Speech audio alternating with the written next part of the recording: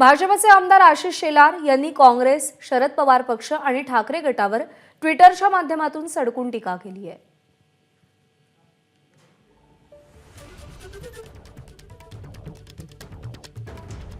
आशिष शेलार यांनी महाविकास आघाडीवर जोरदार हल्लाबोल केला। आशिष शेलार यांचे ट्विट असे आहे, 60 वर्षात काँग्रेसच्या भ्रष्ट कारभाराला देश कंटाळून गेला।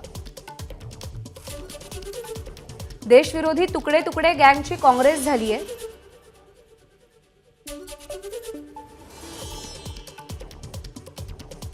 महाराष्ट्रात 2 शिल्लक गटांनी बुडत्या काँग्रेसची पालखी उचलली आहे। जय भवानी म्हणताना प्रचार गीतात